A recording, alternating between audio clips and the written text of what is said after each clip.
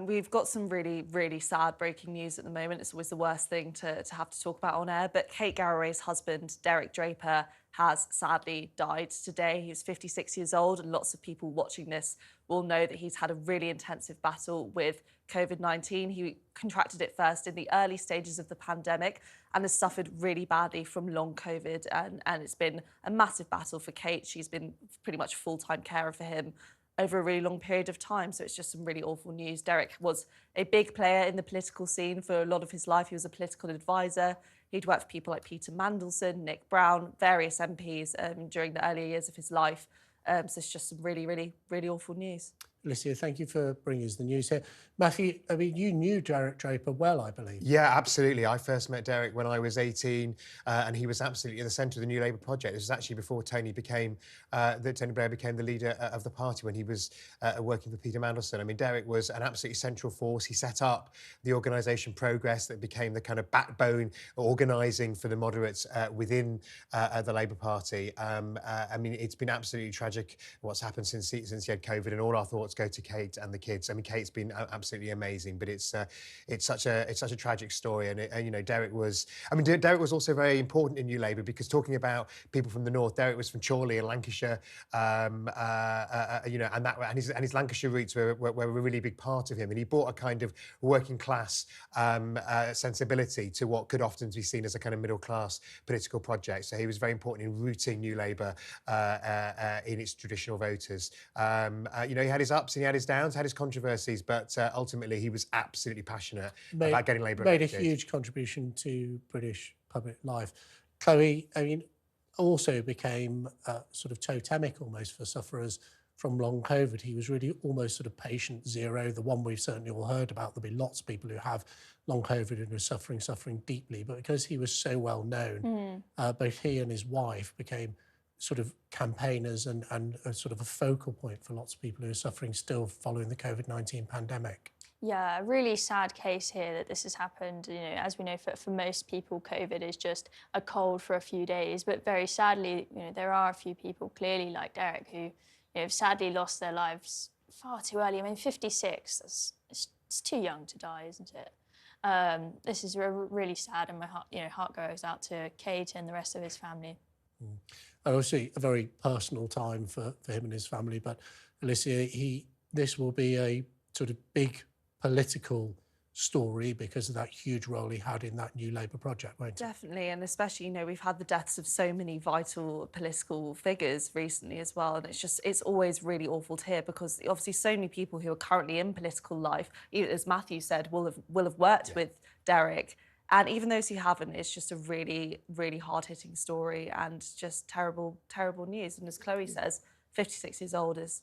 You can't overstate how important he was at the time. I remember when Tony Blair called for the abolition of Clause 4. I remember sitting in Derek's flat writing a note on how we should run the Clause 4 campaign. I mean, he was absolutely integral to the New Labour project, and you know, the fact that Tony Blair triumphed was part of, you know, will be part of his legacy. That he was so instrumental in making sure the Labour Party listened to ordinary people. And Matthew, I think he wrote a book, didn't he, when he left the front line of politics? What did he done with his life after? So he became. I mean, so I was one of the. He wrote a book called Blair's 100 Days. I mean, one of the funniest Derek stories, which I'm sure he, you know, wherever he's gone to, wouldn't mind me saying, is that Tristram Hunt, who's now the director of the V&A, was the ghostwriter of this book.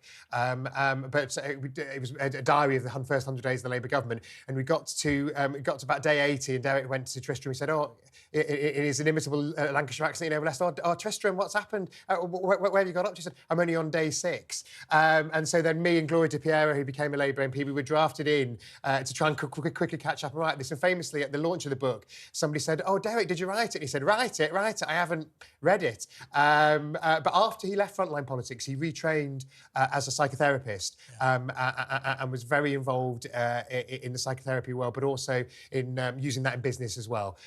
So that was what he did in later years. But he was almost a political animal at heart. Yeah, but he was sort of slightly unusual in that he had a very successful business career and continued to contribute to public life in many ways. I'm sure providing advice to leaders of the Labour Party who came after Tony Blair. Did he advise Ed Miliband? Yeah, I mean, he certainly, you know, he spoke to Ed. They were very much the same generation, where Ed was working for Harriet Harman when Derek was working for Peter Mandelson. So, I mean, the thing about Derek is everybody in the Labour Party knew him. You know, even those who disagreed with him, you couldn't sort of ignore him. He was such a force of nature. And I think one of the tragedies, actually, is that we won't have Derek's counsel, mostly wise counsel, going forward. But I have to say, he really would have left. He'll be in the heart and actually in the political outlook of a whole generation. So he'll, you know, Derek's memory will always be part of that Labour story. Absolutely, an amazing individual. And of course, Kate Garraway has been caring for him since he's been ill and been quite public about it. That's a very difficult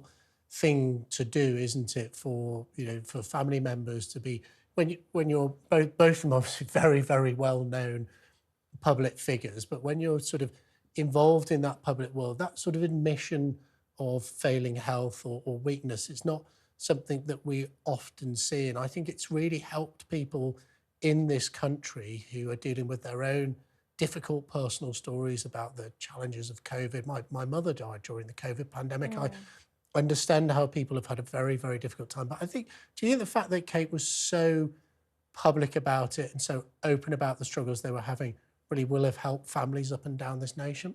Yeah, absolutely. I'm sure, you know, other families who had members who were suffering from long COVID were able to really resonate and, you know, feel like, you know, they're not. It's really warming when you're going through a difficult struggle to know that you're not the only person going through it. And whether it's long COVID, it's mental health or anything, it's very easy to feel like you're in a little bubble and it's just you that's suffering. So I'm sure that helped a lot of people. And, you know, I'm sure it was difficult for her on top of having to care for him to, you know, talk about this publicly. Very often when you're going through a difficult time, the last thing you want is to speak to the press and have the whole world knowing what's going on with you. But, you know, clearly she and him decided that it would be best for society and best they were for other telling people the to help. story, weren't they, of so many people here in Britain. Yeah. So you've had such an appalling time with the COVID pandemic. They were telling the story of the British people in a way, and that's why I think it's such you know, such a moving story, and it's such, you know, something that we're covering here, important, an important news story, is it is really the post-COVID pandemic story of the British people, isn't it, Alicia? Definitely, and I was just going to add, I was going to say, I bet we can see lots of tributes pouring in from lots of either former Labour politicians and current Labour politicians. I've just seen Alistair Campbell, who was very much also part of that New Labour movement, has tweeted to say that he's very sad to hear the news about Derek Draper. He was a huge character, a giver, not a taker, had so much more to give before COVID took its toll. And I'm sure that reflects the sentiment of lots of the Labour MPs and lots of people who worked with Derek during that period. Yeah, absolutely. But I think you'll see it across the political divide. It'll be likely the Prime Minister, you think, Alicia? 100%. It was really similar to when, you know, when Alistair Darling sadly passed away before Christmas. We saw that across, you know, it doesn't matter what party you came from, all of that gets put aside when something so awful like this happens. And I think we can expect to see some really heartfelt tributes to Derek from anyone really in politics. And Matthew, you know, you were there sort of at the coalface of that new Labour movement. Do you think Tony Blair, I mean, I'm sure we'll hear from him and other leading members of the Labour Party, how much credit do you think Tony Blair would give to Derek for that stunning election victories that Tony Blair managed to achieve? I think they'd give a lot of credit to Derek for playing his part in the election victory, but crucially, actually, in playing the part in making Tony the leader of the party. How did that happen? So Derek was absolutely instrumental in Tony's leadership campaign. I remember, because I was the kind of plant on the day-to-day thing, and I remember Derek's reaction when it turned out that somebody had bought 26,000 envelopes that you had to lick and didn't self-seal. I mean, it was a very Derek moment when his reaction to that. But Derek understood the Labour Party from the grassroots. He joined when he was at school in Chorley. He went to Runshaw Tertiary College, the FE College. You know, this is a long way from, you know, Tony, who'd been to Fettes and Oxford. And then he went to Manchester University, where he was very involved in student politics. So Derek knew every bit of the Labour Party. He was, and you do know, you think that's really sort of history grounded in the Labour Party? Because, of course, what will people remember about Tony Blair and Derek Draper's role in it is how much the Labour Party changed? Had he seen the sort of the dark years of militancy? Absolutely, he campaigned in the Labour Party Young Socialists. Like, there are some stories that I better not repeat from his days of youth, where he was quite a character even then. But he absolutely crucially understood the Labour Party. He'd been in those meetings back in the day with a militant tendency, because we're talking about back in the mid-1980s when Derek first joined, and so he had the scars on his back, and that grassroots experience was really valuable for people like Tony as they navigated their waters. And the thing about Derek was he was very frank. He didn't, and so he would. Most people from Chorley are. Absolutely, he would be very frank in private with Tony and with Peter about what he needed to do. And I remember when I first met Derek, he was organising the campaign to get Gordon and Tony elected to Labour's national executive while John Smith was leader. It was, he was a nuts and bolts man, to put it mildly. And he could make things happen. And where did he sit in that relationship between Tony Blair and Gordon Brown? Was he an important pin? Well, because he literally, he was running their joint campaign to get elected to the national executive, and then then they actually employed somebody. He was in charge of him, the person who was employed jointly to get them elected, and ultimately he sided with Tony because he knew that Tony was the one who would have the most electoral appeal. But he remained very, very close to Gordon. I remember the first time I met Gordon Brown, he came to me and said, "I won't do the Gordon accent, but he said, oh, any friend of Derek Draper's is a friend of mine." That was the first time I ever met Gordon. So yeah, I mean, he was absolutely at the centre of that web. It really was a triumvirate between Gordon, Tony and Peter Mandelson, and Derek was frankly at the absolute epicentre of that. Thank you very much. All of our sympathies here at talkTV are of course with his family.